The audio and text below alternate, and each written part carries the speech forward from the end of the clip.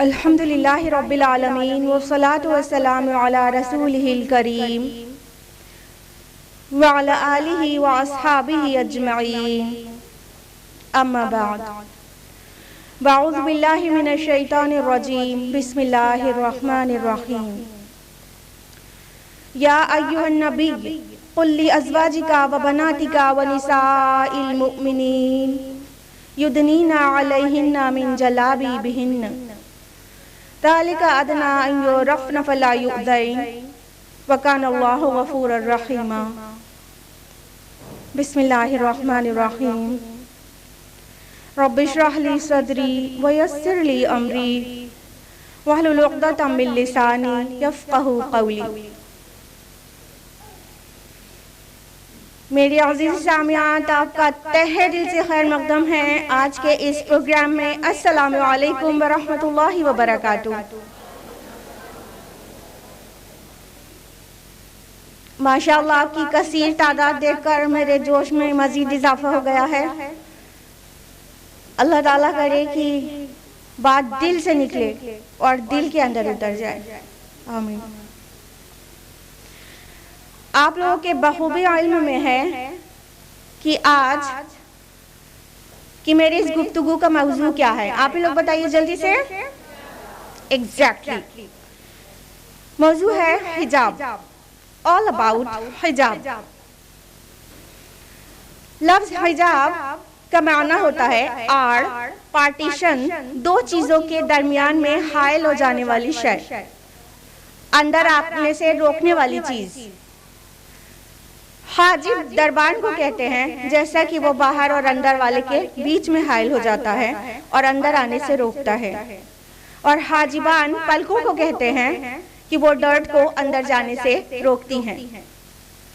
तो हिजाब का मतलब हुआ कोई आड़, कोई पार्टीशन जो दो चीजों को मिलने से रोके या किसी चीज को अंदर आने से रोके।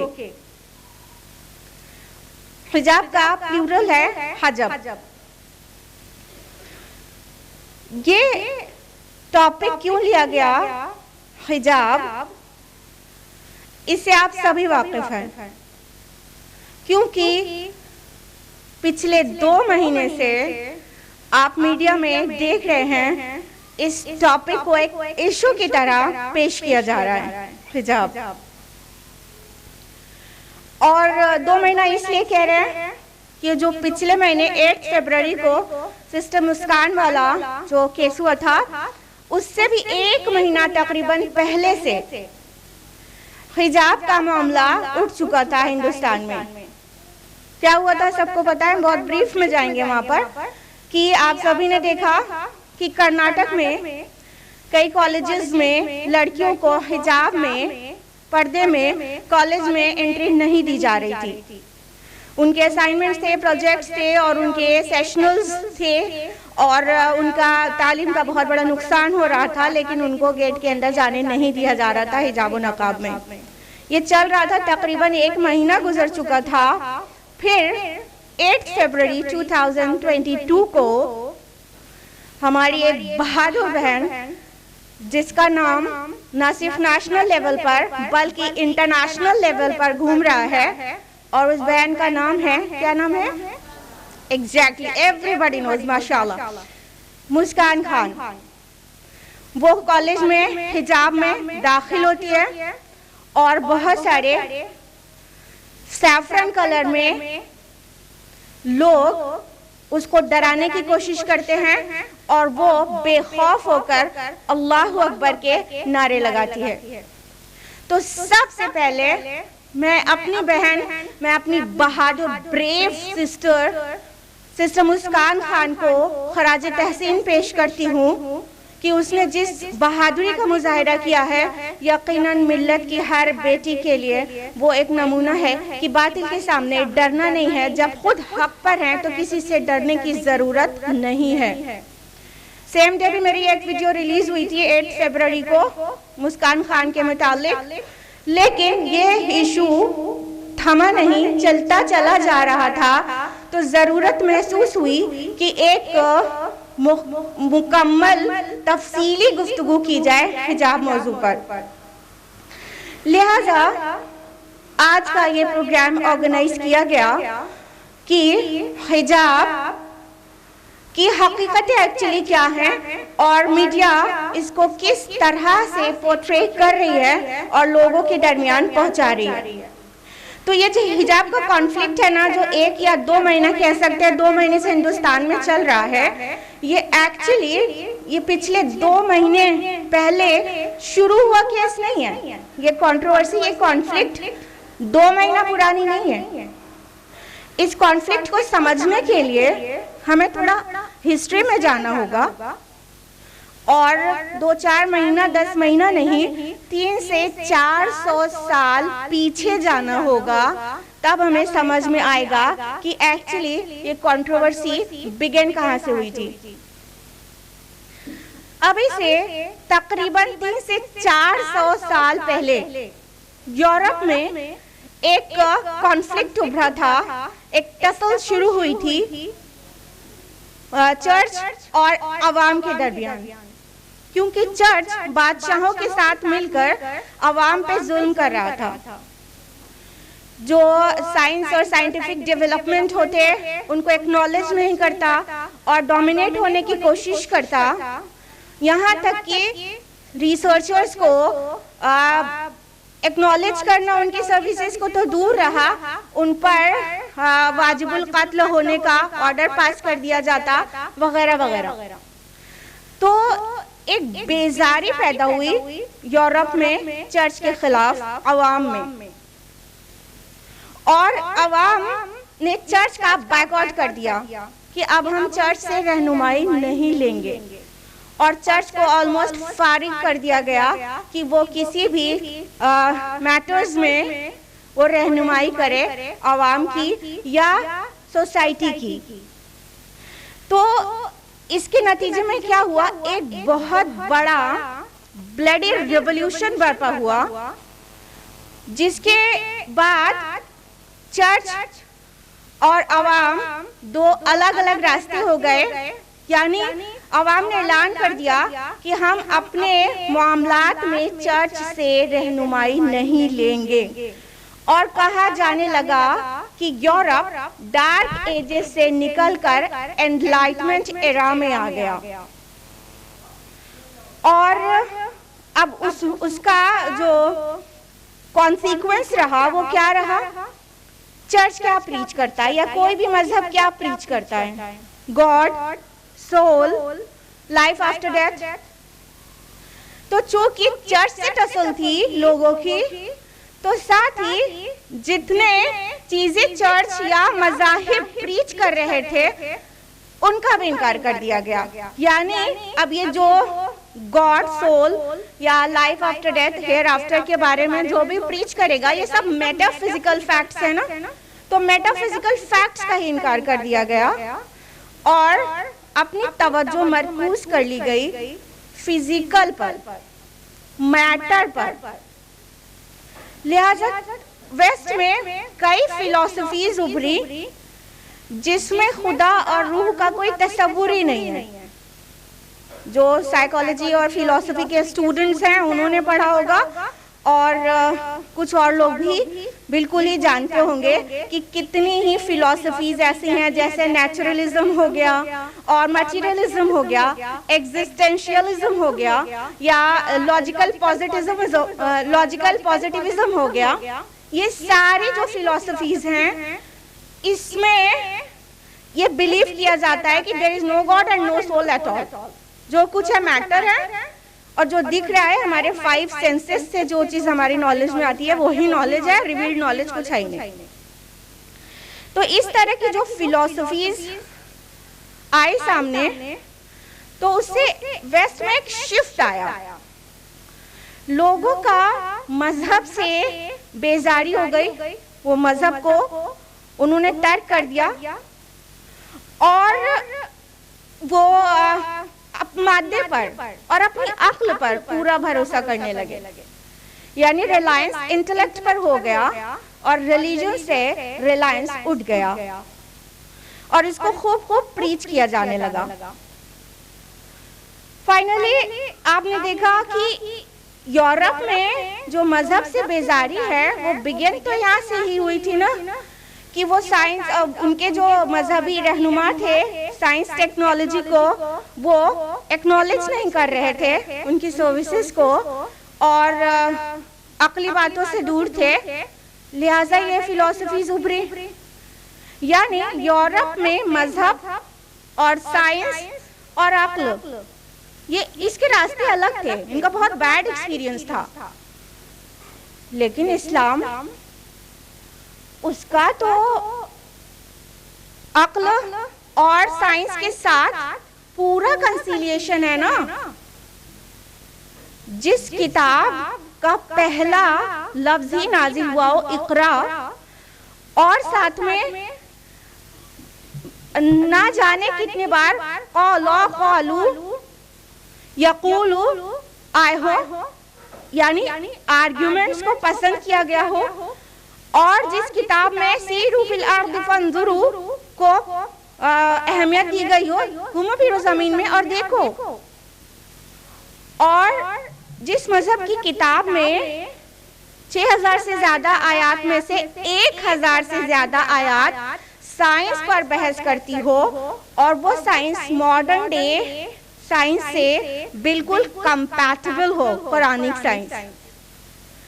कुरान के अंदर साइकोलॉजी फिलॉसफी होने के साथ साथ जो साइंस की मॉडर्न डे ब्रांचेस हैं, जैसे कि एस्ट्रोनॉमी है, जियोलॉजी है, बॉटनी है, फिजिक्स है, ओशनोलॉजी है, और न जाने कितनी ब्रांचेस ऑफ साइंस, उस सब की आयात मौजूद है। एम्ब्रियोलॉजी के मुतालिक इंसान और तमाम लिविंग बीइंग को पानी से पैदा किया इस किताब में कह दिया गया हो, और सैयारे और सितारों की गर्दिश का पता जब कोई न लगा पाया हो, उस 1400 साल पहले जहां पर कह दिया गया हो कुल्लुन फी फलकिन यस्बहून, सब अपने अपने ऑर्बिट में तैर रहे हैं। तो इससे क्या पता चलता है कि इस्लाम और साइंस तो कहीं अलग अलग नहीं थे, वो तो दोनों मुसलमानों का तो अपने दीन के साथ बहुत अच्छा एक्सपीरियंस था। खराब एक्सपीरियंस तो यूरोपियंस का था और चर्चेस के साथ था, लेकिन उसका असर सारे मज़ाहिब पर पड़ा और सेक्युलरिज्म की फिलॉसफी ने जन्म लिया। और आप लोगों को पता है कि सेक्युलरिज्म किसको कहते हैं। ऑक्सफोर्ड डिक्शनरी की डेफिनेशन के हिसाब से सेक्युलरिज्म क्या है? It is a belief that religion should not involve in the organization of society, education, etc. Secularism क्या है? ऑक्सफोर्ड डिक्शनरी के मुताबिक ये वो बिलीफ है कि मजहब को दखल नहीं देना चाहिए समाजियात में, ना तालीमात में, इन सारे मतलब वर्ल्डली अफेयर्स में मजहब को बिल्कुल दखल नहीं देना चाहिए। जरूरत नहीं है रिलीजियस टेक्स्ट की किसी को भी अपने समाजी मामलात तय करने के लिए, सोशल अफेयर्स तय करने के लिए, political affairs and educational issues set करने के लिए मजहब की जरूरत नहीं है। ये है सेक्युलरिज्म। तो सेक्युलरिज्म की जो फिलॉसफी उभरी तो फिर सबके ब्रेन वॉश हो गए। और इस्लाम के मुतालिक तो लोगों के अंदर इस्लामोफोबिया है ना, तो इसका जो सबसे बड़ा नुकसान हुआ वो लोगों ने इस्लाम का करना चाहा। वुड यू बिलीव कि विलियम ई ग्लैडस्टोन ने 1894 में कहा था, he was the PM of UK, ठीक है, उसने 1894 में ये बात कह दी थी कि the situation of the east will not be successful until we remove the hijab from women and use it to cover up the Quran। ये UK के PM ने 1894 में ही कह दिया था कि ईस्ट की सिचुएशन, और ईस्ट से मुराद उनका ईस्ट क्या है जहां हम लोग रहते हैं, कहने का मतलब ये पूरा मुस्लिम कंट्रीज अलोंग विद सब कॉन्टिनेंट, कि ये उनका कहना है मशरिक की कंडीशन तब तक नहीं सुधरेगी, तब तक बेहतर नहीं होगी जब तक हम मुसलमान औरतों के हिजाब को उतार न दें और उसको कुरान को कवर करने में इस्तेमाल न कर लें। तो ये थी सोची समझी जानी बूझी साजिश और इसको प्रीच किया गया। और इस थॉट को प्रीच करने में डिफरेंट नारे इस्तेमाल किए गए, जैसे कि कह सकते हैं freedom of speech, freedom of expression, women's liberalisation, women's empowerment, feminism, gender equality और ना जाने क्या क्या। और आपको पता है अभी रिसेंटली सेलिब्रेट किया गया 8 मार्च को किया जाता है इंटरनेशनल विमेन्स डे। तो इन सभी खूबसूरत नारों को लगाकर वेस्ट से निकली हुई सोच सब कॉन्टिनेंट तक और पूरी दुनिया तक फैल गई और इस तरह से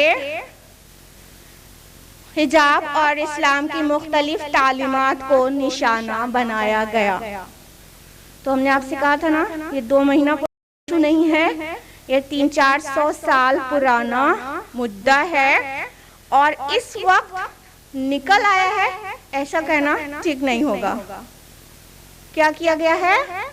निकाला गया है वोट बैंक के लिए और उसका फायदा मिल भी गया। ये निकाला हुआ मुद्दा था, पैदा किया हुआ मुद्दा था, ये अपने आप नहीं निकल आया था, चल तो रहा है सालों से सदियों से, लेकिन इस वक्त हिंदुस्तान में इसको पैदा किया गया था वोट बैंक के लिए और उसका कहीं ना कहीं फायदा उठा भी लिया ऐसा करने वालों ने। अब हिस्ट्री से वापस आ जाते हैं प्रेजेंट की तरफ और हम जानते हैं कि ये जो हिजाब इशू है अब कोर्ट पहुंच चुका है। लड़कियों को रोका गया अंदर जाने से कॉलेज के, फिर मुस्कान ने अल्लाह अकबर के नारे लगाए और कहा गया ये रिलीजियस वो पहचान है तो ऐसा क्यों है। लेकिन ये नहीं देखा गया कि उस लड़की ने स्टार्ट नहीं किया था अल्लाह अकबर खुद से, वहां पर ऑलरेडी सैफरन कलर नजर आ रहा था, तब वो रिलीजियस आइडेंटिटी नहीं थी और वहां पर अल्लाह अकबर से पहले कुछ नारे लगाए जा रहे थे और बहन मुस्कान ने तो उसके जवाब में अल्लाह अकबर के नारे लगाए थे। तो वो जो उससे पहले नारे लगाए जा रहे थे वो रिलीजियस आइडेंटिटी नहीं थी कॉलेज के अंदर। फाइनली एक केस चला गया कोर्ट में और कोर्ट जिस तरह से इस मामले की पैरवी कर रही है वो भी थोड़ा अजीब है। अभी वर्डिक्ट नहीं आया है और हिंदुस्तान की अदलिया से हमें अच्छी ही उम्मीद रहती है, तो उम्मीद है कि कर्नाटक हाई कोर्ट का वर्डिक्ट इंसाफ के साथ आएगा। बहरहाल केस जिस तरह से अदालत इसकी पैरवी कर रही है वो इस तरह से इसे एनालाइज किया जा रहा है कि क्या हिजाब मुसलमानों के यहाँ उनकी एसेंशियल रिलीजियस प्रैक्टिस है या नहीं है, यानी क्या ये फर्ज है मुसलमानों के लिए कि नहीं। Then I would like to say कि इंडियन कॉन्स्टिट्यूशन का आर्टिकल 25 से लेके 28, स्पेशली आर्टिकल 25, 26 और 28 ये जो मजहबी आज़ादी देता है हिंदुस्तान में सभी को, उसमें ये कैद कहीं पर भी नहीं है कि एसेंशियल रिलीजियस प्रैक्टिस पर ही मजहबी आज़ादी मिलेगी, बल्कि बगैर कैद के चाहे वो एसेंशियल रिलीजियस प्रैक्टिस हो, फर्ज हो उस मजहब में या ना हो, सबको अपने मजहब के ऊपर अमल करने का, उसे मानने का और उसे प्रीच और प्रोपेगेट करने का भी हक हासिल है। अल्हम्दुलिल्लाह इंडियन कॉन्स्टिट्यूशन वर्ल्ड के बहुत अच्छे कॉन्स्टिट्यूशंस में से एक है अल्हम्दुलिल्लाह। तो ये हम कहना चाहते हैं कि इंडियन कॉन्स्टिट्यूशन इसकी कैद नहीं लगाता है कि एसेंशियल रिलीजियस प्रैक्टिस में ही आज़ादी मिलेगी किसी भी मजहब के लोगों को, और एसेंशियल रिलीजियस प्रैक्टिस ये एनालाइज करने वाला कोर्ट कौन होता है? हर काम अपने अपने एक्सपर्ट से कराए जाते हैं ना, हर काम एक्सपर्ट से कराते हैं, हम और आप और सभी लोग, कोर्ट भी और सभी लोग फील्ड के एक्सपर्ट से कराते हैं। क्या कर्नाटका हाई कोर्ट इस्लाम के का एक्सपर्ट है? हमारे एक्सपर्ट्स हमारे स्कॉलर्स हैं, दीन इस्लाम के एक्सपर्ट्स प्रेजेंट डे स्कॉलर्स हैं। तो हमारे फुक़हा, हमारे मुफस्सिरीन, हमारे मुहद्दिसीन, हमारे जुरिस्ट ये तय करेंगे कि क्या कौन सा तालीम इस्लाम की एसेंशियल रिलीजियस प्रैक्टिस है और कौन सी नहीं है, फराइज क्या है, मुस्ताहबात क्या है, मकरूहात क्या है और हराम क्या है, ये स्कॉलर्स तय करेंगे, ना कि कोर्ट। और जिस तरह सिख्स ने अपनी टर्बन को, अपनी पगड़ी को साबित किया हिंदुस्तान के सामने कि वो उनकी एसेंशियल रिलीजियस प्रैक्टिस है, तो उनको पगड़ी के साथ हर जगह अलाउ किया जाता है, हर जगह। आज मुसलमानों का वो टाइम आ गया है कि उन्हें साबित करना है कि हिजाब हमारे दीन में फर्ज है, यानी एसेंशियल रिलीजियस प्रैक्टिस है, ये हमें साबित करना है। और ये काम हमारे और आपके करने का है कि हम इसको साबित करें और अमल से भी साबित करें। तो मेरी रेस्ट ऑफ द टॉक इसी पर बेस होगी कि एक्चुअली हिजाब इस्लाम की एसेंशियल रिलीजियस प्रैक्टिसेस में से एक है। तो आगे जानने के लिए हम बढ़ेंगे कोर्ट से मीडिया की तरफ। मीडिया ने जिस तरह से इस केस को दिखाया है, मेन स्ट्रीम मीडिया ने, वो इंतहाई अफसोसनाक नहीं, शर्मनाक है। सिली आर्गुमेंट नंबर 1 मीडिया का स्पेशली, वो क्या, बुर्का या हिजाब वर्ड कुरान में मौजूद ही नहीं है और हिजाब कुरान का हुक्म है ही नहीं। ये है इंतहा दर्जे का बेहुदा और जहालत भरा आर्गुमेंट, और ये मीडिया में खूब चला है। और जितने जाहिल गवाह थे इस्लाम के मुतालिक, उन सभी को ये जिम्मेदारी दे दी गई कि वो इस्लाम के बारे में जो मर्जी आए बोले।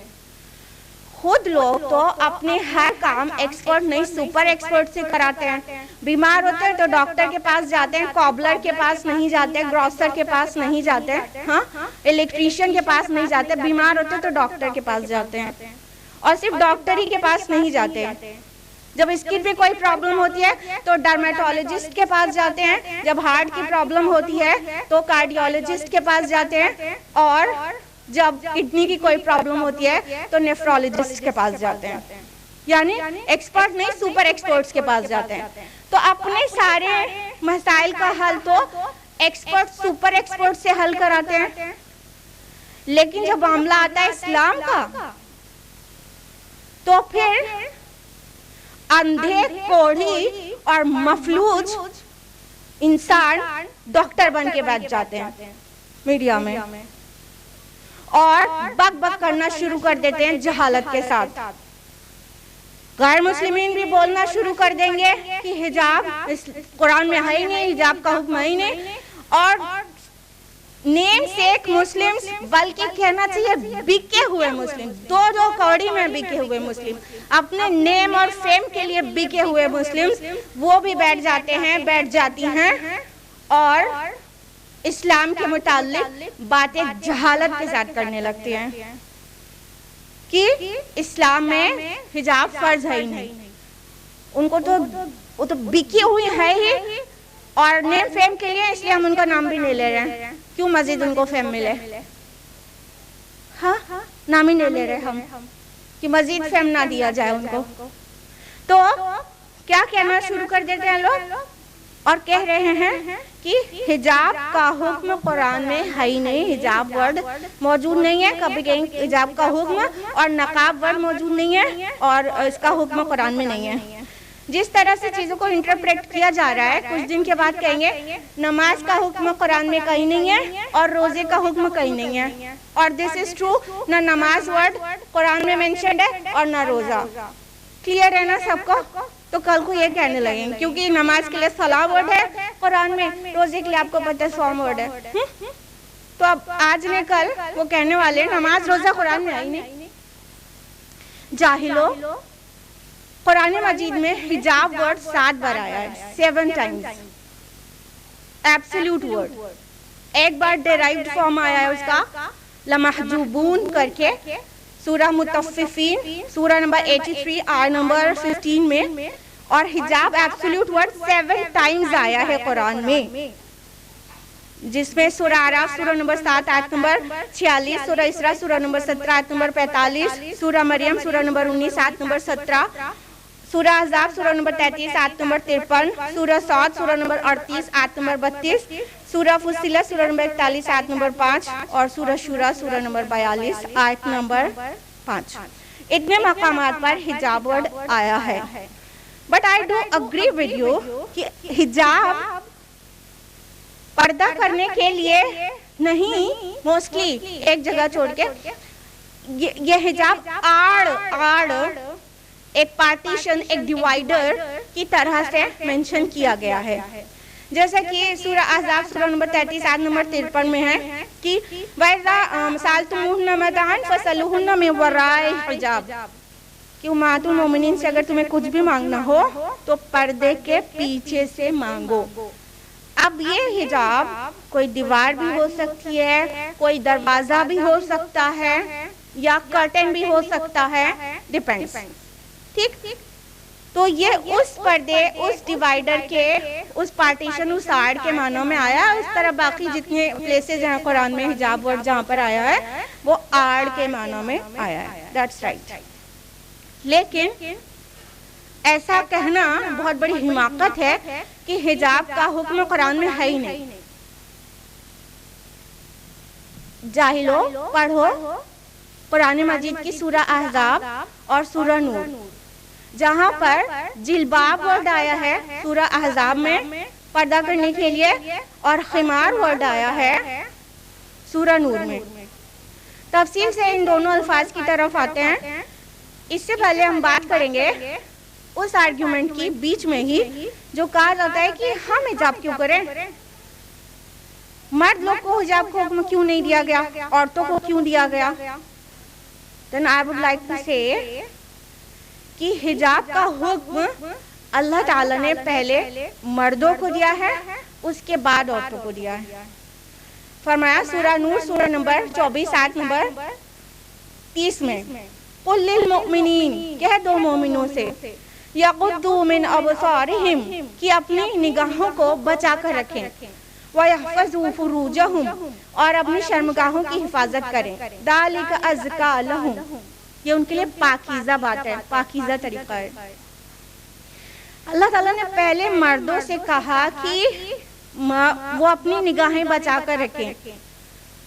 यहाँ जो गज़्ज़े बसर वर्ड आया है इसका मतलब होता है अपनी निगाहों को ऐसी ऐसी जगह पढ़ने से बचाना।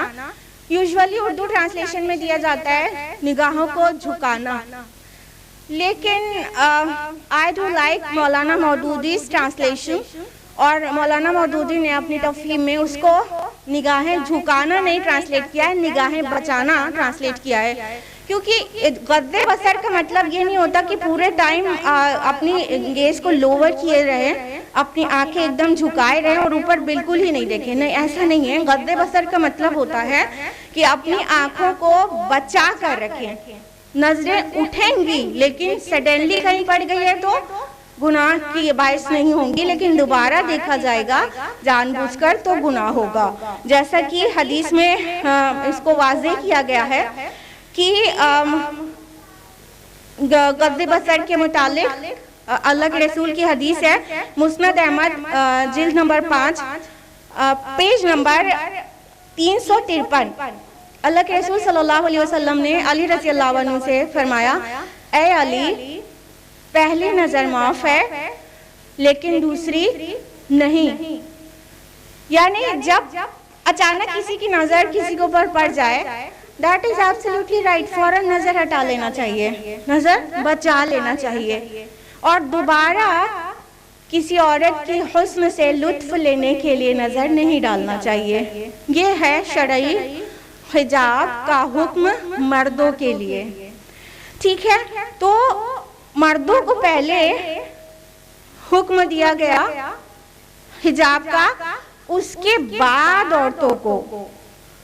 औरतों के लिए हिजाब का हुक्म है। सूरह नूर सूरह नंबर 24 आयत नंबर 31 में अल्लाह ताला ने फरमाया, कुल लिल मुमिनात, मोमिन औरतों से कह दीजिए, यग़दुदना मिन अबसारिहिन्ना, कि वो भी अपनी निगाहों को बचा कर रखें, व यहफ़ज़ना फ़ुरूजहुन्ना, और अपनी शर्मगाहों की हिफाजत करें, वला युब्दीना ज़ीनतहुन्ना इल्ला मा ज़हरा मिन्हा, और अपनी जीनत को जाहिर न करें, अपनी ब्यूटी को, अपने ऑर्नामेंट्स को रिवील ना करें सिवाय उसके जो खुद ब खुद खुल जाए, खुली चीज है। इल्ला मा ज़हरा मिन्हा के देयर आर सेवरल इंटरप्रिटेशंस, उसकी तफसील में जाने का वक्त नहीं है। उसके बाद कहा कि वल यदरिबना बिखुमुरिहिन्ना अला जुयूबिहिन्ना, और अपने सीनों पर अपने खिमार, अपनी ओढ़नियां लटका लें, छोड़ दें और डाल दें अपने सीनों के ऊपर। गौर करिए, खिमार वर्ड आया, वल यदरिबना बिखुमुरिहिन्ना अला जुयूबिहिन्ना। खुमुरिहिन्ना खिमार से है। खिमार का माना होता है ऐसी ओढ़नी जो हेड टू रिब्स कवर करे, सर से लेके पसलियों तक, यहाँ तक कवर करने वाली ओढ़नी को खिमार कहते हैं अरबी जुबान में, और अरब में मुस्तामल है ये वर्ड। तो इस ओढ़नी को खिमार कहते हैं। यहाँ पर खिमार वर्ड आया और उसके आगे क्या फरमाया गया कि वला युब्दीना ज़ीनतहुन्ना, और अपनी जीनत, अपनी आराइश, अपनी ब्यूटी को रिवील ना करें, जाहिर ना करें, इल्ला लिबुलतिहिन्ना, सिवाय अपने शोहरों के, औ आबाइहिन्ना, या अपने वालिद के। और महरम की एक लंबी लिस्ट है, जैसा कि आपने अभी हमारी बच्ची रुत्का अशरफ से तिलावत कुरान में सुना, बिगनिंग ऑफ द प्रोग्राम। अब ये जो वर्ड खिमार आया है कि खिमार को अपने ऊपर छोड़ दें, डाल दें, लटका लें, ये हिजाब नहीं तो और क्या है? खिमार उस ओढ़नी को कहते हैं जो सर से लेके रिब्स तक कवर कर दे। ये मर्दों की जो स्कार्फ, हेड स्कार्फ होता है, उसके लिए भी इस्तेमाल किया जाता है। मर्द भी जो धूप से बचने के लिए हेड स्कार्फ, या अरब में कल्चर के हिसाब में हेड स्कार्फ जो लगाते हैं, उसको खिमार कहा जा सकता है। और खमर शराब को कहते हैं, आपको पता होगा, क्योंकि वो दिमाग को ढांप देती है ना, अक्ल समझने से मतलब बेकार हो जाती है, उस अक्ल को ढांप देने वाली है ना, तो इसलिए खमर लफ्ज आया कुरान मजीद में शराब के लिए भी। सूरह मायदा सूरह नंबर 5 आयत नंबर 90 में, या अय्युहल्लज़ीना आमनू इन्नमल खम्रु वल मैसिरु वल अंसाबु वल अज़लामु रिज्सुम मिन अमलि शैतान। ठीक है, कि शराब, जुआ और फाल निकालने के पास से कि तीर और बुतों के थान, ये सब गंदी बातें शैतानी काम है।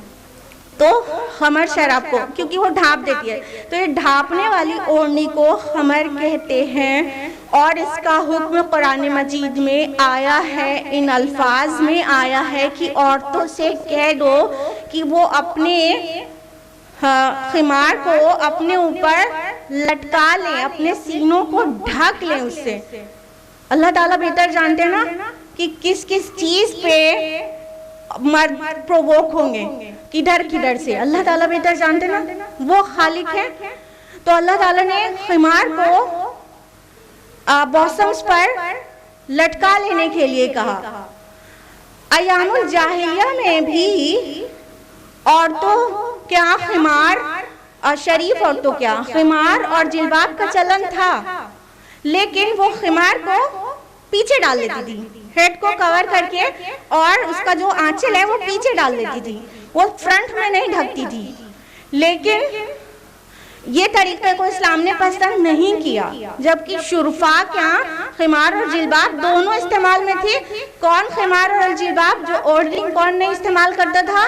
जो बांधियां होती थी, लौंडियां होती थी, जिनकी समाज में कोई इज्जत नहीं होती थी, जो कहीं से गुजरे तो कोई सीटी बजाए चाहे कोई मुलास्ट करे कोई फर्क नहीं पड़ता था, उनकी सोसाइटी में कोई इज्जत नहीं थी, वो लोग खुले खुले निकलती थी। शरीफ औरतें हर दौर में ढक के कवर होके निकलती थी और अयामुल जाहिलिया के अरब में भी ढककर कवर होकर निकलती थी। आज देखो कि बिल्कुल उलट दिया गया है। नीम बरहना है, ऑलमोस्ट बरहना, उसके बाद भी शरीफजादी है, बड़ा नाम है, बड़ी इज्जत है, सुभान अल्लाह। पहले शरीफजादियां कवर्ड रहती थी और जो खुल के निकलती थी वो शरीफजादी नहीं होती थी, वो कनीज होती थी और उनको पब्लिक प्रॉपर्टी लोग समझ ले तो कोई मसला नहीं होता था, वो लोग खुले खुले निकल जाते थे। आज सब खुले निकलना चाहते हैं और तब भी शरीफ हैं।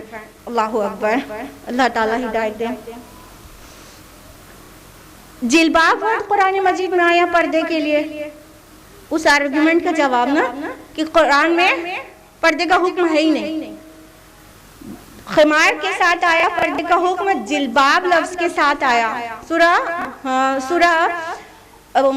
नंबर 33 सूरह अहज़ाब आयत नंबर 59 में अल्लाह ताला ने फरमाया, या नबी कुल लि अज़वाजिका व बनातिका व निसाइल मुमिनीन युदनीना अलैहिन्ना मिन जलाबिबिहिन्ना ज़ालिका अदना अन युरफ़्ना फला युज़ैन व काना अल्लाहु गफ़ूरर रहीमा। अल्लाह ताला ने फरमाया, ऐ नबी अपनी बीवियों, बेटियों और मोमिनों की औरतों से कह दीजिए वो जब भी बाहर जाएं अपना जिलबाब, अपनी ओढ़नी अपने ऊपर डाल ले ताकि वो पहचानी जाएं। क्या पहचानी जाएं? अभी बताया था ना, शरीफजादियां खबर होके निकलती थी ताकि वो शरीफजादी पहचानी जाएं और कोई उनकी इज्जत से खेल ना करे, कोई उन्हें मुलास्क ना करे। तो ये जिलबाब वर्ड यहाँ पर मौजूद है पर्दे के लिए, हिजाब के लिए। क्या कहा अल्लाह ताला ने?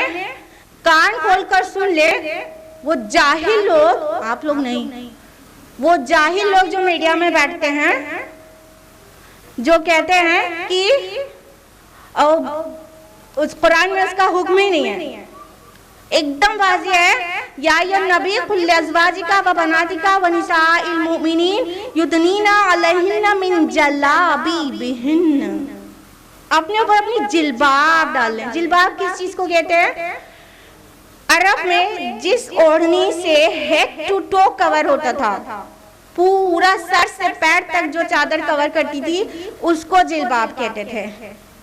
तो आज जो हम ये इंडियन कल्चर में जो अबाया और हिजाब पहनते हैं, तो ये ऊपर की ओढ़नी जो जिसको हेड स्कार्फ बोलते हैं, ये तो खिमार हो गई, और ये खिमार प्लस ये गाउन अबाया, ये दोनों मिला के जिलबाब हुआ, क्योंकि जिलबाब हेड टू टो कवर करती है।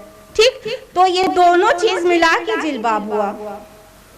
मकसद एक है ताकि किसी की ऐसी ऐसी निगाहें ना पड़े, ताकि कोई इज्जत से खिलवाड़ ना करे, ताकि कोई प्रोवोक ना हो, ताकि अल्लाह की बंदियां महफूज रहें। As simple as that.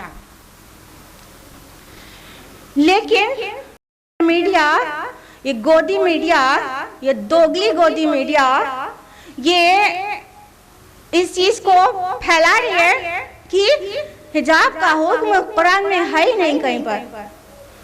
अगर हिजाब से इतनी ज्यादा परेशानी है तो क्या अगर हम लोग हिजाब का नाम हटा के खिमार या जिलबाब कहना शुरू कर दें तो ये मीडिया और ये कोर्ट इजाजत देंगे ना पहनने की? फिर हाँ, जिलबाब या खिमार बोले तो परेशानी खत्म हो जाती है उनकी,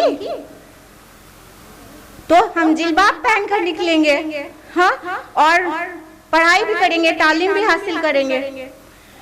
असल में ये औरतों के प्रोटेक्शन के लिए है, एकदम वाज़ेह कुरान में कहा गया है, ताकि वो शरीफजादी पहचानी जाएं और कोई उन्हें उनके साथ छेड़छाड़ ना करे। और चूंकि ये एक फितरी बात है, औरत ब्यूटीफुल होती है और उसे प्रोटेक्शन की ज़रूरत होती है, तो ना सिर्फ हिजाब का हुक्म इस्लाम में है बल्कि अदर रिलीजन में भी है। यस,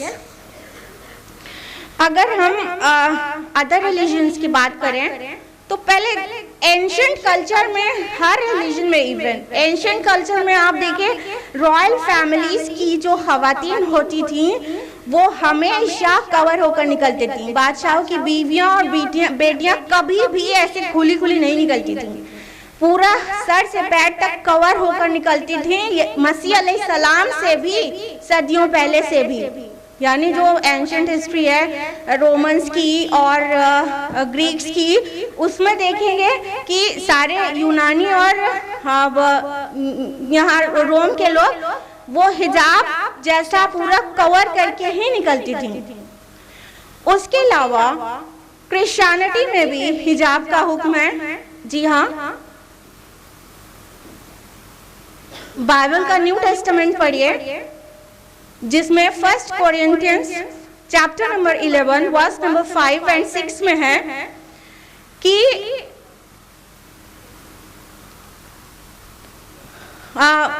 औरत से कहा जा रहा है कि अगर वो अपने सर को कवर नहीं करती है तो उसके बाल को शेव ऑफ कर देना चाहिए।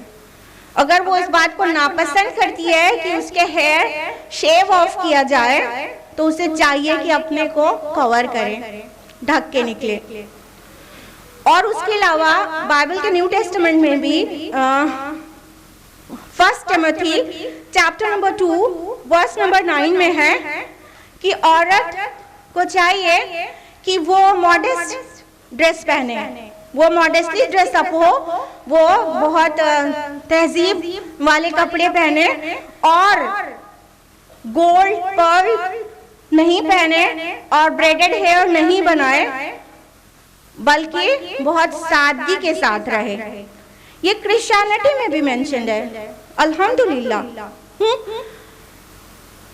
और अगर हम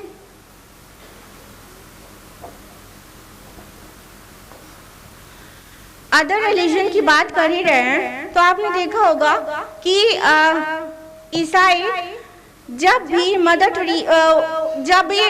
मेरी क्या वो पोर्ट्रेट बनाते हैं तो वो हजरत मरियम को सर से कवर्ड ही तो रखते हैं। हाँ, वो जो शबी बनाते हैं वो कवर्ड ही तो बनाते हैं। उसके अलावा कभी आपने मदर टेरेसा को ऐसे ना देखकर खुले खुले देखा है? मदर टेरेसा को सब पहचानते हैं ना, ऐसे ही तो देखा है आपने, कहीं खुली खुली है। और क्रिश्चियन नन्स को देखा है आपने, पहचानिए, ये खुली है। हाँ, ये क्रिश्चियन नन्स हैं, मुस्लिमात नहीं है और ये पूरी कवर्ड है। लेकिन ये डबल स्टैंडर्ड देखिए मीडिया का, नन्स कवर करें तो दे आर मॉडेस्ट, मुस्लिमात कवर करें तो दे आर ऑप्रेस्ड। डॉगली media, why is it double standard? एक क्रिश्चियन कवर करे तो दे आर मॉडेस्ट और एक मुस्लिमा कवर करे तो दे आर ऑप्रेस्ड। वो मजलूम है बेचारी, वो सब्जुगेटेड है, उसकी तौहीन की जा रही है उड़ाकर। ये ज्यूश कम्युनिटी की औरतें हैं, ऑर्थोडॉक्स ज्यू कम्युनिटी की खवातीन, आप मुश्किल से पहचान पाएंगी कि ये मुस्लिमात नहीं, ये यहूदिया हैं। ये ऑर्थोडॉक्स ज्यूश कम्युनिटी की औरतें जब निकलती हैं इस तरह से हेड टू टो कवर करके निकलती हैं, लेकिन सारा फसाद मुसलमानों के हिजाब के मुतालिक किया जाता है। जबकि अल्हम्दुलिल्लाह अदर रिलीजन में हिजाब का हुक्म है, अब उनकी अक्सरियत फॉलो नहीं करती तो क्या कर सकते हैं। अल्हम्दुलिल्लाह we Muslims are more practising than others. अल्हम्दुलिल्लाह हिजाब का हुक्म हिंदुइज्म में भी है। अगर आप पढ़ें ऋग्वेद में ये मेंशन्ड है, book number 8 hymn number 33 verse number 9 में लिखा हुआ है कि ए ब्राह्मण औरत, तू अपने दोनों पैरों को करीब कर ले और अपनी नजरों को झुका ले और अपने आप को सर से पैर तक कवर कर ले। ये ऋग्वेद में लिखा हुआ है, ऋग्वेद में। और उसके अलावा आपने हमेशा देखा होगा सीता जी किस तरह से कवर्ड रहती हैं। हाँ, महावीर चरित्र में है एक्ट 2 पेज नंबर 71 में कि जब राम जी सीता जी बैठे होते हैं और परशुराम आते हैं तो श्री राम सीता से कहते हैं कि परशुराम हमारे एल्डर हैं, हमारे बड़े हैं, तुम अपना वेल ले लो, तुम अपने को कवर कर लो। देखिए सीता जी भी तो कवर्ड रहती है। हाँ, लेकिन उनका कवर रहना तो मॉडेस्टी की निशानी है। हाँ, शालीनता की निशानी है। और मुसलमान का कवर्ड रहना तो एक सिंबल ऑफ ऑपरेशन है, सिंबल ऑफ सब्जुगेशन है। और मुसलमान औरतों के साथ जुल्म किया जाता है, इसलिए वो नकाब पहनती है, हिजाब पहनती है। हाँ, अब हम लोग जो यहाँ मेरी खूबसूरत बहनें बैठी हुई है ना, मेरा दिल कर रहा है कि क्यों ना उन्हें भी कुरान मजीद में हिजाब के मुतालिक जो एहकाम है वो उन्हें भी बताया जाए। हाँ, तो असल में ये सवाल पैदा होना ही नहीं चाहिए था कि हिजाब क्यों। सवाल तो ये बनता है हिजाब क्यों नहीं, क्योंकि औरत की इज्जत और अस्मत, उसकी मॉडेस्टी, चास्टिटी और डिग्निटी को प्रोटेक्ट करने के लिए जो बेस्ट मीडियम है वो है हिजाब। मगर आज नेम सेक मुस्लिम खवातीन कहती हुई पाई जाती हैं, मेरा जिस्म मेरी मर्जी, मैं हिजाब क्यों पहनूं। दूसरे लोग ने कहना शुरू किया था, इधर बराए नाम जो लोग मुस्लिम हैं वो लोग भी शुरू हो गए, मेरा जिस्म मेरी मर्जी, इट्स माय डोमेन। अच्छा जी, मेरा जिस्म मेरी मर्जी, ये पूरा बाकी चीजें तो छोड़ दीजिए, इस पूरे जिस्म पर भी आपकी मर्जी कितनी चलती है जरा हमको बताइएगा। जब डायलिसिस करा के भी किडनी काबू में नहीं रहती तो आप क्यों नहीं कहते मेरा जिस्म मेरी मर्जी, और आपकी किडनी दुरुस्त क्यों नहीं हो जाती आपकी मर्जी से। और जब हार्ट में कोई प्रॉब्लम हो जाती है तो आपका हार्ट है ना, जरा अपनी मर्जी चला के दिखाइए, आपकी मर्जी से धड़के आपका दिल। और जब कोरोना में लंग्स ऑक्सीजन को इनहेल करने से इनकार कर दे तो जरा अपने जिस्म पर अपनी मर्जी चला के दिखाइए ना, मेरा जिस्म मेरा लंग्स मेरी मर्जी चलेगी, ऑक्सीजन इनहेल करो, जरा चला के दिखाएं। और सब पर बढ़कर जब आपके जिस्म से रूह निकालने के लिए मलकुल मौत आए, एंजल ऑफ डेथ, तो जरा कहिए मेरा जिस्म मेरी मर्जी और रूह नहीं निकलेगी। जरा अपनी मर्जी चला के दिखाएं। इससे क्या पता चला? इससे क्या पता चला? इससे पता चला कि हमारे जिस्म पर भी बहुत लिमिटेड, बहुत थोड़े से ऑर्गन्स ऐसे हैं एक्सटर्नल जिस पर अल्लाह ताला ने हमारी मर्जी दी है। बाकी पूरा जिस्म भी हमारी मर्जी से नहीं चलता, इवन एक्सटर्नल ऑर्गन्स भी। नेल्स आपकी मर्जी से बढ़ते हैं और रुकते हैं? हाँ, एक्सटर्नल भी, इंटरनल की तो बात ही अलग है। तो आपका जिस्म आपकी मर्जी नहीं, it's not your domain, it should be Allah domain. अल्लाह का बनाया हुआ जिस्म है, इस पर अल्लाह की मर्जी चलना चाहिए।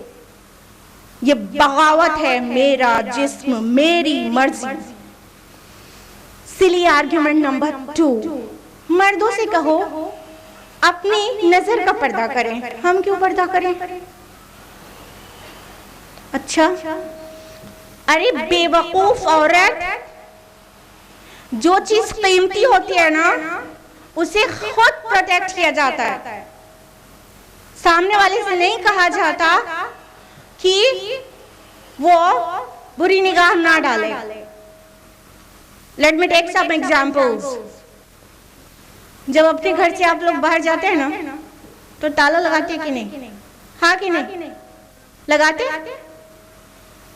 क्यों? पुलिस से ये क्यों नहीं कहते चोर से कहो मेरे घर का रास्ता ना देखे? खुद से ताला लगा के जाते हैं ना। अपनी स्कूटी पार्क करते हैं, खुद ताला लगाते हैं ना। ये नहीं कहते ना कि चोर उचक्कों से कहो जरा मेरे स्कूटी को के ऊपर बुरी नजर ना डाले, हम तो खुला रखेंगे, उसको लॉक नहीं लगाएंगे। हाँ, और फिर कोविड में जब पिछले 2 साल से हमारी खूबसूरत बहनें सारी सुंदरियां मास्क लगा लगा के निकल रही हैं, तो उन्होंने ये क्यों ना कहा कि कोरोना से कहो मेरी सांसों में ना जाए? खुद मास्क लगा के निकली ना, आज तक निकल रहे हैं मास्क लगा के। आपकी सेहत कीमती है, आप खुद उसका प्रोटेक्शन करते हैं। आपका घर कीमती है, आप खुद उसकी हिफाजत करते हैं। और साथ ही आपके पास एक अगर थोड़ा सा भी कीमती मोबाइल हो, ये मेरे पास उतना कीमती नहीं है, आपके पास हो सकता है वो कटा हुआ सेब वाला मोबाइल हो, हाँ, तो उसको भी आप क्या करते हैं? कवर लगा के रखते हैं। हाँ कि नहीं? थोड़ा ही सा कीमती है क्या? हमारी इज्जत उससे कम कीमती है क्या? हमारी आबरू, हमारी चास्टिटी उससे कम कीमती है? जंगों में भी जंगी लिबास पहन के जाते हैं, ये नहीं कहते ना तीर से कहो जरा मुझे ज़रा पहनने के लिए मजबूर ना करे और मेरे बगल से निकल जाए। खुद अपना प्रोटेक्शन लेके जाते हैं ना। अल्हम्दुलिल्लाह अल्लाह ताला ने मर्दों को भी हुक्म दिया है कि वो अपनी निगाहें बचा कर रखें, लेकिन हर एक इंडिविजुअल पर हमारा इख्तियार तो नहीं है ना कि वो अपनी नंगी भूखी तरसी निगाहें हमारे ऊपर न डाले, हम उसे रोक लेंगे क्या? इख्तियार पूरा का पूरा आप पर अगर आपको किसी पर है तो वो कौन है? आप खुद। पूरी दुनिया में सिर्फ एक इंसान पर आपका मुकम्मल इख्तियार है। आपके शौहर जो खुशफहमी में ना वो भी मत रहिए, आपके शौहर, आपके बच्चों, किसी पर भी आपका 100% इख्तियार नहीं है, सिर्फ अपने आप पर है। तो अपना प्रोटेक्शन खुद लेके चलेंगे ना कि पूरे जमाने को कहते रहेंगे कि तुम हमारे ऊपर बुरी नजर ना डालो। मगर आज तो हमें, जो अभी हमने आपको बताया था, ये वेस्ट की साजिश थी किस तरह से आर्ट और कल्चर के नाम पर और विमेंस लिबरलाइजेशन के नारे लगा कर और विमेन एम्पावरमेंट और फेमिनिज्म के नारे लगा कर औरत का नकाब लिबास छीन लिया है, लूट लिया है। उसी में आज हमारी मुस्लिम बहनें भी आ गई हैं और बगैर हिजाब घर से बाहर निकलना चाहती हैं और दिखाती फिरना चाहती हैं, जबकि अल्लाह ताला ने मना किया था। कुरान में वाज़ेह है, सूरा अज़ाब सूरा नंबर 33 आयत नंबर 33 में अल्लाह ताला फरमाते हैं वला तबर्रजना तबर्रुजल जाहिलियतिल ऊला, और जाहिलियत के कदीम जाहिलियत के ज़माने की औरतों की तरह अपने आप को दिखाती ना फिरो, अपने को शो ना करो, अपने ऑर्नामेंट्स को जाहिर मत करो, अपनी ब्यूटी को एक्सपोज मत करो। लेकिन आज मुस्लिम माशरे में बेपर्दगी इंतहाई आम हो गई है। जिधर देखो हुस्न का की नुमाइश है। और ये हुस्न की नुमाइश का जो पीक है वो शादी पार्टीज की महफिलें हैं। जब शादी होती है ना, पहली बात तो वैसे ही खिलाफ सुन्नत है कि लड़की वाले के घर में सब इकट्ठा हो और डिनर उड़ाएं और गाना बजाना हो और सजावट हो। वैसे ही खिलाफ सुन्नत है, जरूरत ही नहीं है कोई पार्टी ऑर्गेनाइज करने की। लेकिन वलीमा भी हो सही तो भी इस चीज का लिहाज करना चाहिए कि हुस्न की नुमाइश ना हो वहां। और जिस इंसान की, जिस खातून की सबसे ज्यादा हुस्न की नुमाइश होती है वो कौन रहती है? दुल्हन। आज हमारी सोसाइटी का चलन है, इंडियन कल्चर से इंस्पायर होकर हमने दुल्हनों को सजा सजा कर स्टेज पर बैठाना शुरू कर दिया है और उनकी पूरी जीनत को ऐसे खोल के दिखाते हैं। अल्लाह का हुक्म है वलयद्रिबना बिखुमुरिहिन्ना अला जुयूबिहिन्ना कि अपने सीनों पर अपनी ओढ़नियों को लटका लिया करो। लेकिन दुल्हन के सीने पर ओढ़नी तो कैसे रह सकती है? लाखों का जेवर जो पहने हैं उसकी नुमाइश भी तो होना है।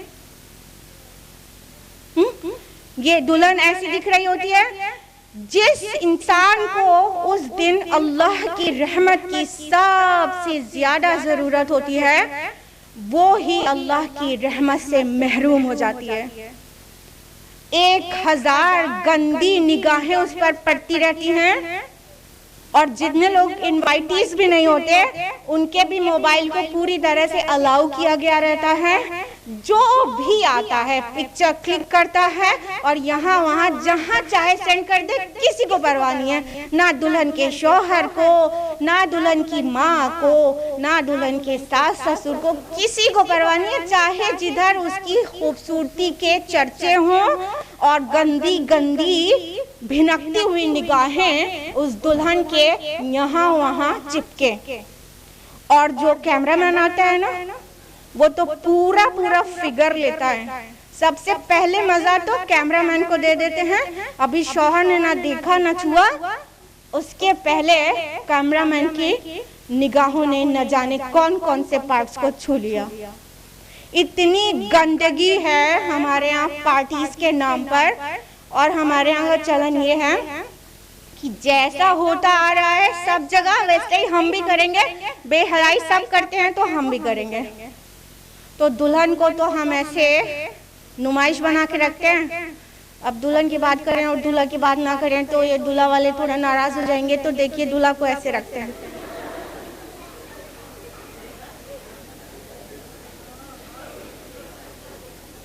दूल्हा को हम लोग ऐसे रखते हैं।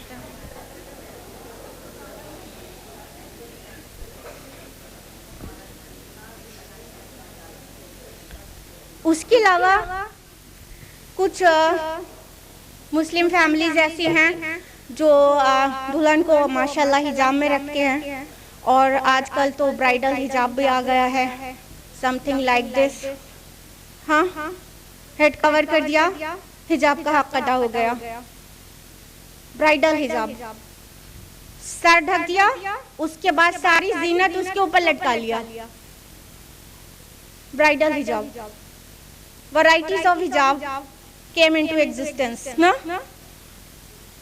और जितने वहाँ पर पार्टीज में शामिल लोग होते हैं वो भी बहुत पायस होते हैं जो लोग, तो वो भी क्या करते हैं, हिजाब लगा के जाते हैं। ये जो हेड स्कार्फ है ना उसको हिजाब बोलते हैं। और हिजाब लगा के बाकी सारी जीनत उसके साथ। Don't kid yourself, don't kid yourself. किसको बेवकूफ बना रहे हैं? ये हिजाब है। हिजाब किस लिए है? is to cover, is to protect, is to conceal your beauty and not to reveal your beauty. आजकल तो YouTube पर सर्च रहता है, जरा देखिएगा, how to look beautiful in hijab, how to look more attractive in hijab. इसका जरा search volume देखिएगा इन सब चीजों का। और जो वीडियोस हैं जो how to look gorgeous in हिजाब, इन वीडियोस के जो व्यूज हैं वो मिलियंस में, मिलियंस में। हिजाब के एहकाम और हिजाब के शरई कायदे कानून, वो सब की जो वीडियोस हैं उनके व्यूज मिलियंस में नहीं हैं, लेकिन how to look beautiful in हिजाब वीडियोस और हिजाब ट्यूटोरियल की वीडियोस मिलियंस में व्यूज हैं। ये है हिजाब आजकल का। किसको बेवकूफ बना रहे हैं? ये प्रोवोकेटिंग हिजाब है। हिजाब इसलिए था कि कोई प्रोवोक होने से बचे, इसलिए नहीं था कि मजीद प्रोवोक हो। किसको बेवकूफ बना रहे हैं? अपने आप को या माज़अल्लाह अपने रब को? और जो हमारे नबी ने बिल्कुल मना किया है, कैमल हम्प हिजाब, ये पीछे से जो ऊंचा करके बांधा जाता है हेयर स्टाइल, वो बिल्कुल हराम है इस्लाम में। लेकिन आज कैमल हम्प हिजाब ये चलन में है। And I got to know recently कि हिजाब बन जाती हैं, हाँ, और हाउ टू गेट परफेक्ट बन हिजाब बन्स, इस पे वीडियोस बनी हुई हैं। तो पहले हिजाब ट्यूटोरियल में पहले बाल में बन्स लगाए जाते हैं और उसके बाद कैमल हम्प हिजाब बांधा जाता है। और कैसे बांधा जाएगा और कैसे ऊंचा दिखेगा, कैसे परफेक्ट लुक आएगा, ये सब ट्यूटोरियल में सिखाया जाता है। हमारे ज़माने में तो बंस सुबह नाश्ते में चाय और दूध के साथ खाने के लिए होती थी, लेकिन आज की बहनों के लिए हिजाब बंस हैं और ये कैमल हम्प बनाने के लिए हैं, जिसको हमारे नबी ने बिल्कुल सिरे से मना किया था। और ऐसी औरतें जो ऐसा करती हैं उनके लिए कहा गया था कि वो जहन्नमी औरतें हैं और वो जन्नत की खुशबू भी नहीं पाएंगी। सो आई वुड लाइक टू से अगेन, डोंट किड योरसेल्फ। अपने को ना बेवकूफ बनाए और ना ही माज़अल्लाह अपने रब को। हिजाब सिर्फ हेड कवरिंग का नाम नहीं है। हिजाब और हया हमारी चाल में, हमारी बात में, हमारे बिहेवियर में, हर चीज में है। हर चीज को मिलाकर हिजाब है। The way she talks, the way she walks, the way she behaves, everything is in the limit of हिजाब। सब चीज में हया होना चाहिए। ये सारी चीजें मिलाकर हिजाब बनता है। वरना क्या हिकमत है कि कुरान मजीद में सूरह कसस सूरह नंबर 28 आयत नंबर 25 में हया के साथ चलने का जिक्र आया है। आपने जरूर पढ़ा होगा वो वाली आयत कि मूसा अलैहिस्सलाम जब मदियन पहुंचे थे तो दो खवातीन पानी पिला रही थी, अपने जानवरों को पिलाना चाहती थी। तो उनमें से जब एक बाद में आती है तो उसके लिए जो अल्फाज आए हैं वो अल्फाज हैं तमशी अल-इस्तिहया, चलती थी शर्म से।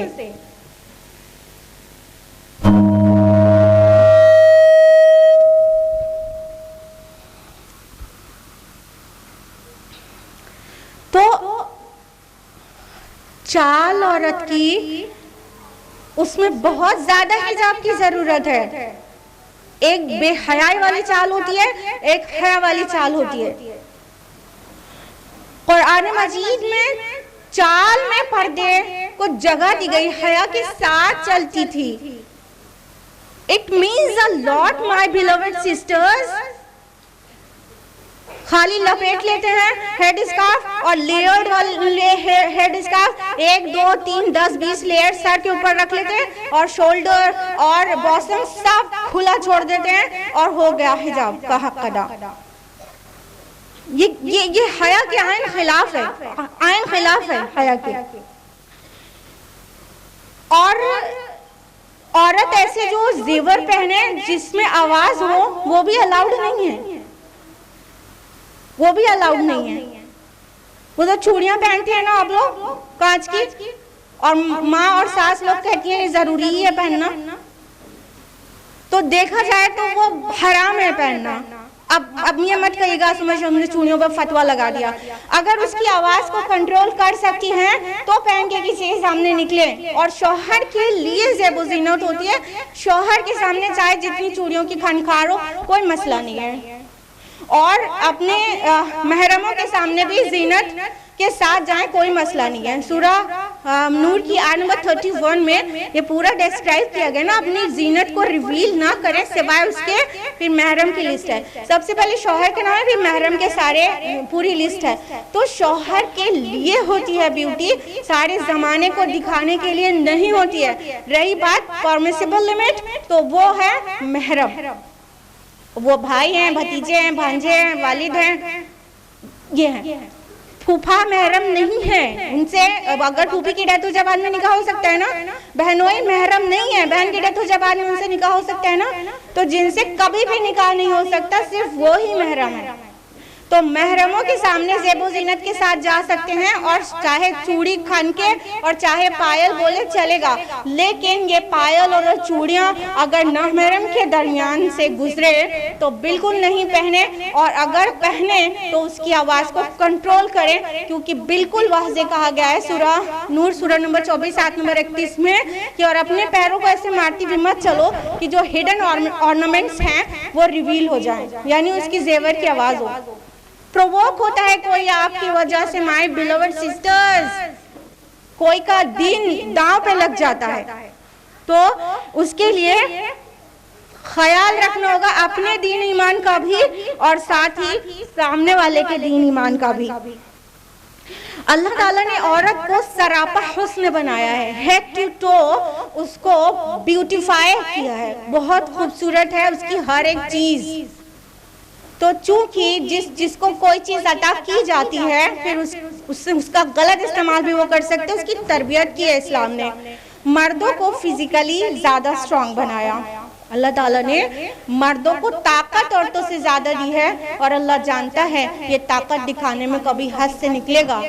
तरबियत की गई, गुस्से पर कंट्रोल करो, औरतों के हुकूक का ख्याल रखो, गुलामों के लिए होशमंद रहो, तरबियत की गई। ताकत मर्द दिखाने में हद से आगे बढ़ सकता है, उसको उससे दूसरों को नुकसान पहुंचा सकता है। इसी तरह औरत को हुस्न दिया गया था, उसकी तरबियत की गई। कवर होके निकलो, ढक के निकलो, शरीफ जादी बन के निकलो, उसे रिवील मत करो। तरबियत की गई, इस्लाम में तरबियत की गई। और साथ ही कितनी ही इस्लाम दुश्मनी है दुनिया में, कितनी ही साजिशें ऐसी हैं जो इस्लाम के मुतालिक हैं, वो जानबूझकर की गई हैं, लेकिन हम उसको समझ ही नहीं पा रहे।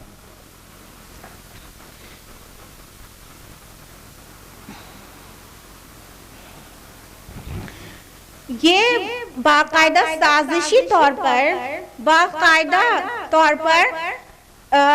मुसलमानों का ईमान खराब करने के लिए बहुत कुछ किया गया है। ये टीवी, ये फिल्में, ये ड्रामा, ये मैगजीन्स, ये एड फिल्म्स, ये सारी बेहयाई के जो आलात हैं ना, ये किए गए हैं भटकाने के लिए, दीन ईमान से मतलब छोड़ देने के लिए, दीनो ईमान से फारिग कर देने के लिए मुसलमानों को। ये जानबूझ के ठूसा गया है हर जगह। एक इस्लाम दुश्मन कितनी बेबाकी से कहता है कि शराब का एक जाम और एक हसीन औरत का हुस्न मुसलमानों के दीन और ईमान और उसकी इस्लामी अक़दार को मलियामेट कर देने के लिए हथियारों से ज्यादा, हरबों से ज्यादा मुअस्सर है। ये किया गया है। एंड कार्ल मार्क्स ने जब अक़ीदा तौहीद में बिगाड़ डाला तो उससे पूछा गया कि फिर इस अक़ीदे का बदल क्या है, तो कार्ल मार्क्स ने बहुत ही बेबाकी से कहा था थिएटर। अक़ीदा तौहीद के हामिलीन को नाच गाना और सुरूर में उलझा दो, फिर किसी अकीदे की कोई जरूरत नहीं। जी, ये किया गया है। खुलफाए राशिदीन के दौर के बाद से ही मुसलमानों के दीन और ईमानी ताकत को देखकर दुनिया में खलबली थी, और एक टूल को इस्तेमाल किया गया उनके दीन ईमान को खराब करने के लिए, वो है औरत का हुस्न, शराब और शबाब। ये पूरे दौर में ऐसा होता रहा, आज तक होता है। खुसूसन सलाउद्दीन अयूबी के दौर में क्रिश्चियंस की तरफ से लड़कियों को ट्रेन किया जाता था। 13-14 साल की ट्रेनिंग दी जाती थी कि उनको मुसलमानों के दरमियान जाकर किस तरह से उनको अपने जाल में फांसना है और उसको शराब और शबाब के नशे में लाना है, उसका दीन खराब करने के लिए। और औरतों को ये सिखाया जाता था कि अगर इसी सब में तुम्हारी जान भी चली जाए, तुम्हारी आबरू तो जाएगी ही, तुम्हारी जान भी चली जाए तो तुम कुंवारी मरियम की तरह अपाक साफ मरोगी। ये सिखा कर औरतों को भेजा जाता था मुसलमानों के कैंप्स में और उनके दीन को बिगाड़ने के लिए। तो अल्लाह ताला ने तो कुरान हकीम में बहुत पहले ही वाज़े कर दिया था कि फवाहिश के करीब भी बच जाओ। सूरह नाम सूरह नंबर 4 नंबर 151 फरमाया, वला तक़रबुल फवाहिशा मा ज़हर मिन्हा व मा बतन, और फवाहिश बेहयाई के करीब भी मत जाओ, चाहे खुली हुई हो चाहे छुपी हुई हो। तो बेहयाई करने के लिए नहीं और जिना करने के लिए नहीं मना किया गया था। वला तक़रबुज़ ज़िना, जिना के करीब मत जाओ और बेहयाई के भी करीब मत जाओ। यानी वो सारी चीजें, वो आलात, वो मोबाइल, वो इंटरनेट, वो फिल्में, वो गाने, वो सुरूर जो फवाहिश के करीब ले जाते हैं, उन सब को भी इस्लाम ने हराम करार दिया है। म्यूजिक और भड़काने वाली चीजें हराम करार दिया है। लेकिन आज मिल्लत इस्लामिया में कितने ही लोग हैं जो हया और हिजाब और मॉडेस्टी चास्टिटी के तकाज़ों को पूरा कर पा रहे हैं। बेहयाई बिल्कुल आम हो गई है, पूरे में फैल चुकी है। जबकि हया का ईमान के साथ इतना करीबी रिश्ता है कि अल्लाह के नबी सल्लल्लाहु अलैहि वसल्लम ने फरमाया, मुस्तदरक हाकिम की रिवायत है, जिल्द नंबर 1 हदीस नंबर 66, अल्लाह के नबी ने फरमाया सल्लल्लाहु अलैहि वसल्लम, हया और ईमान दोनों साथ साथ हैं, अगर उसमें से एक रुखसत हुआ तो दूसरा अपने आप गया। यानी हया जिसके अंदर से चली गई वो अपनी ईमान की खैर मनाए, ईमान की खैर मनाए। हया और ईमान साथ साथ रहते हैं, हया नहीं तो ईमान नहीं। और फिर जिसके अंदर से हया निकल जाए तो फिर वो जो चाहे करे, वो जो चाहे करेगा ही। बुखारी की हदीस है, वो जो चाहे करे और वो जो चाहे करेगा ही। वालिदैन को गाली भी देगा और बीवी को भी पीटेगा और शराब भी पिएगा और बेहया तो हो ही गया है। हाँ, तो जो बेहया हो जाएगा वो जो चाहे वो करेगा। और यू नो दयूस के लिए अल्लाह के नबी सल्लल्लाहु अलैहि वसल्लम ने फरमाया कि अल्लाह ताला रोज़े आखिरत उसकी तरफ नजर भी नहीं करेगा। वो दयूस, सूरह नसाई की हदीस है, हदीस नंबर 2561, अल्लाह के नबी सल्लल्लाहु अलैहि वसल्लम ने फरमाया कि अल्लाह ताला रोज़े आखिरत दयूस के तरफ नजर भी नहीं करेगा, यानी उसको अपनी रहमत से बिल्कुल ही दूर कर देगा। और मुस्नद अहमद की हदीस है, हदीस नंबर 5372, अल्लाह के रसूल सल्लल्लाहु अलैहि वसल्लम ने फरमाया, 3 तरह के लोगों पर जन्नत हराम है। एक दायमी शराबी, दूसरा वालिदैन का नाफरमान और तीसरा दयूस जो अपने बीवी बच्चों की बेहयाई पर खामोश रहे। अभी आपको दयूस के डेफिनेशन समझ में आ गई होगी। वो शख्स, वो मर्द जो अपने घर वालों की बेहयाई पर खामोश रहे, दयूस कहलाता है। और दयूस के ऊपर जन्नत हराम है और अल्लाह ताला अपनी नजर रहमत भी नहीं करेगा।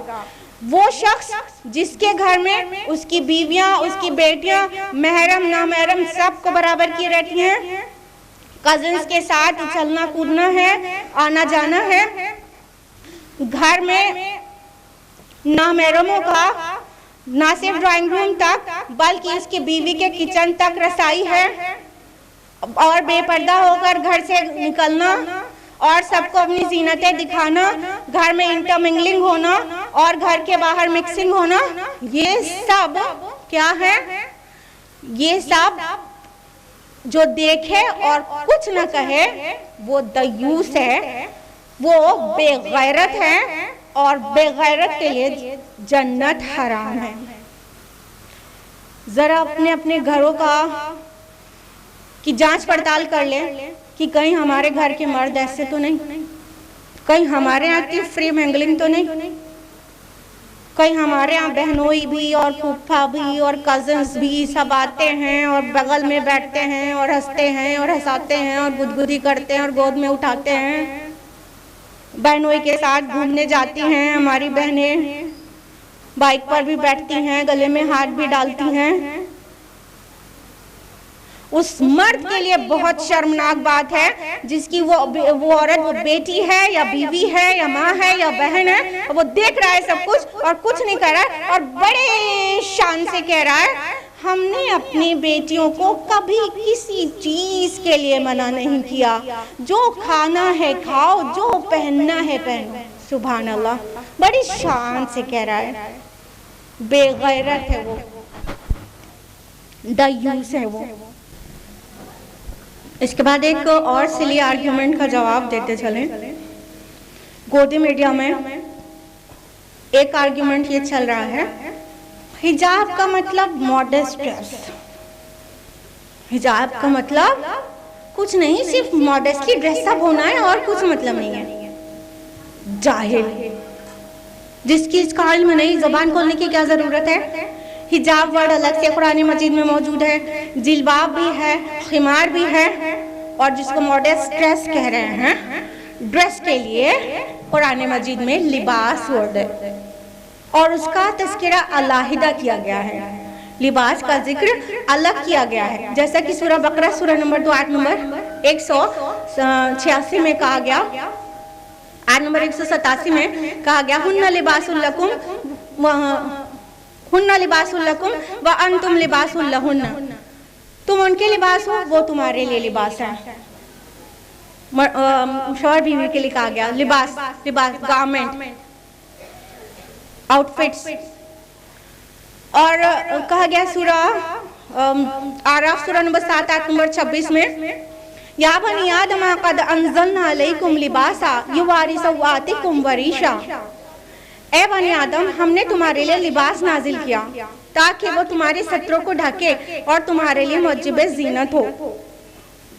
तो लिबास का काम है सत्र को ढकना, और हिजाब का काम है ढकने के साथ साथ ज़ेबो ज़ीनत को भी कवर कर देना, ज़ेबो ज़ीनत और फिटिंग को भी कवर कर देना।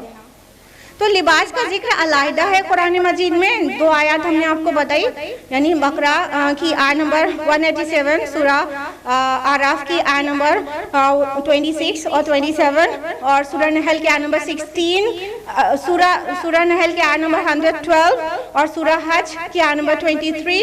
उसके अलावा सूरह फुरकान की आयत नंबर 47 और सूरह फातिर की आयत नंबर 33, सूरह नबा की आयत नंबर 10। इतनी जगहों पर लिबास वर्ड आया है जिसका मतलब होता है गारमेंट, मॉडेस्ट ड्रेस जिसको कह रहे हैं, उसके लिए लिबास वर्ड आया है। और लिबास का काम होता है सत्रों को ढकना। सत्र के लिए जो वर्ड आता है अरबी जुबान में वो है औरा, औरा, और औरत हेड टू औरा है, अलमरतु औरतु, औरत पूरी की पूरी औरा है। इमरात उन वर्ड आता है औरत के लिए, और औरत हम उर्दू ज़ुबान में बोलते हैं, ये अरबी का ही वर्ड है। और औरत का मतलब होता है छुपाई जाने वाली शय, जिसका खुलना काबिले शर्म हो, जिसका खुलने से हया आए।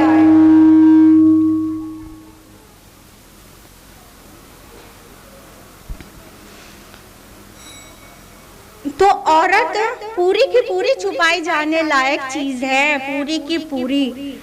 मर्द के लिए औरा है नाफ से लेके घुटने तक, लेकिन औरत औरा है हेड टू टो, पूरा जिस्म उसका छुपाए जाने के लायक है, क्योंकि प्रोटेक्टेड रहे।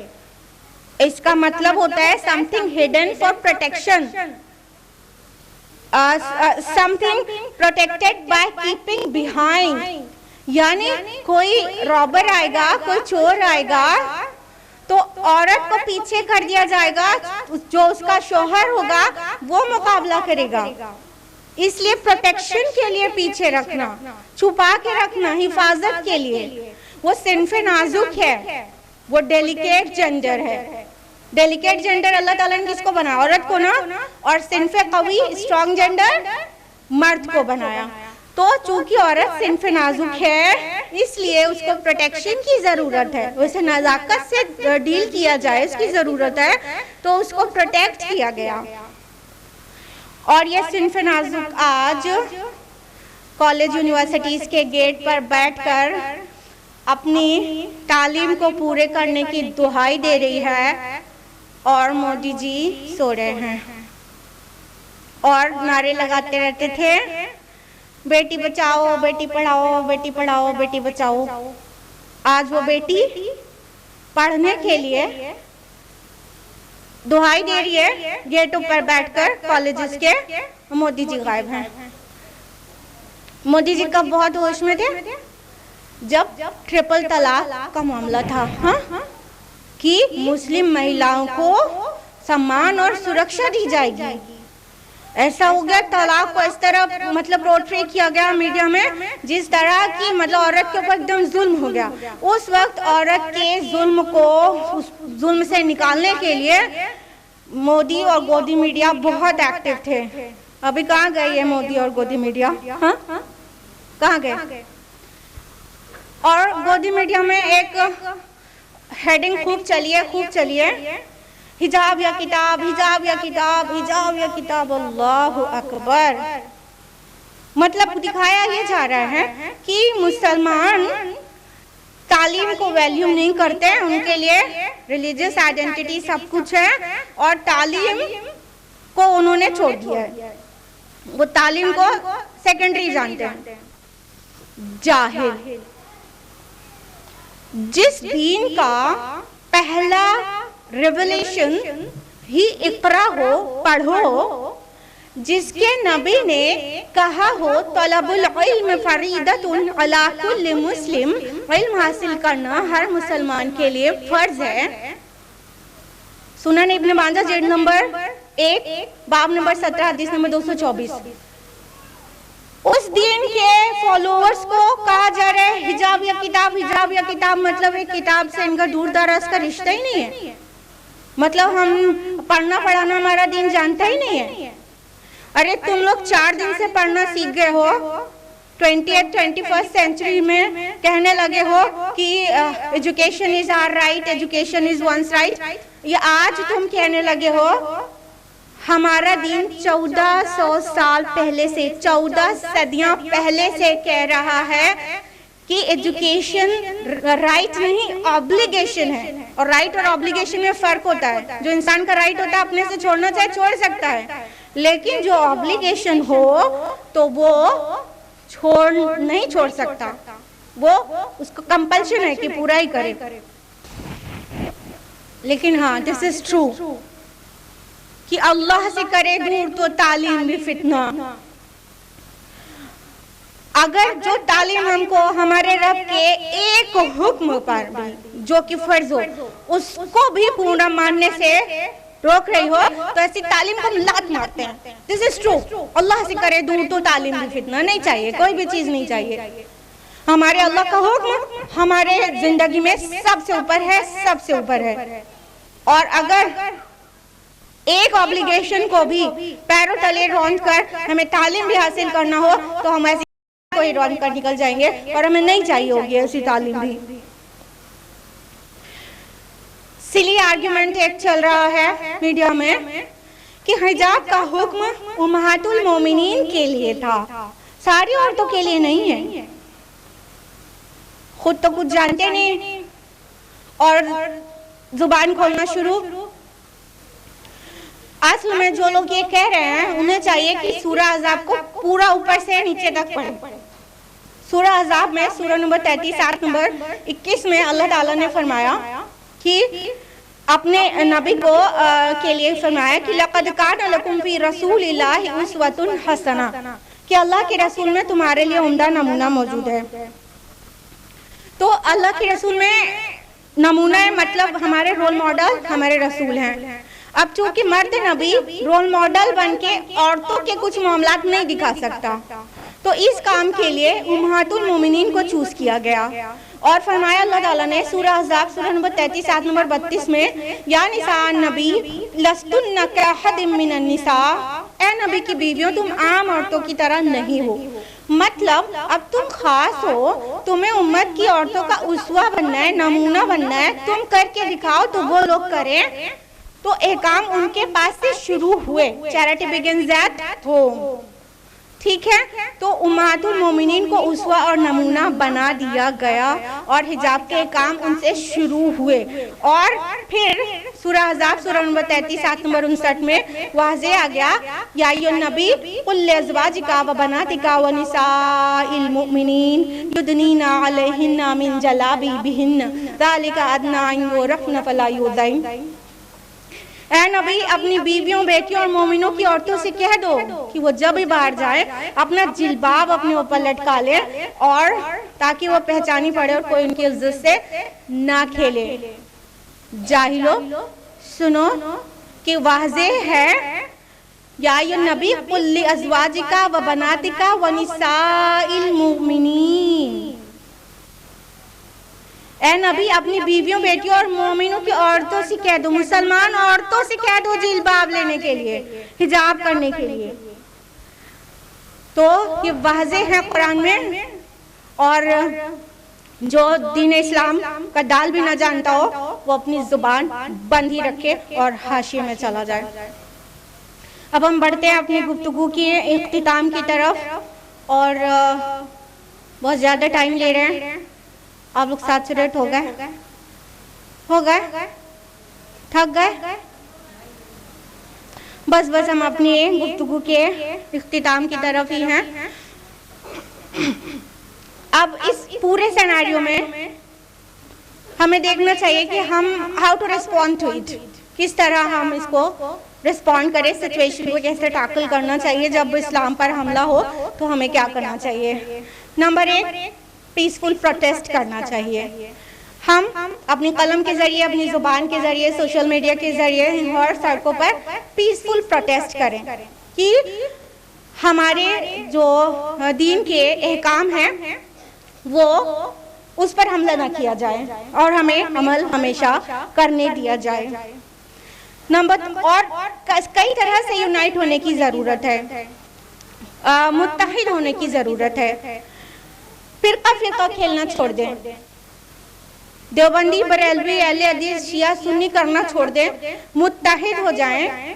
क्योंकि जब किसी कॉलेज के गेट के बाहर कोई हिजाब में लड़की खड़ी होती है तो उससे ये नहीं पूछता कोई कि शिया हो कि सुन्नी हो।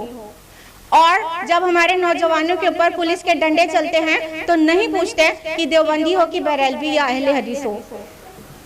इत्तेहाद की बहुत ज्यादा जरूरत है।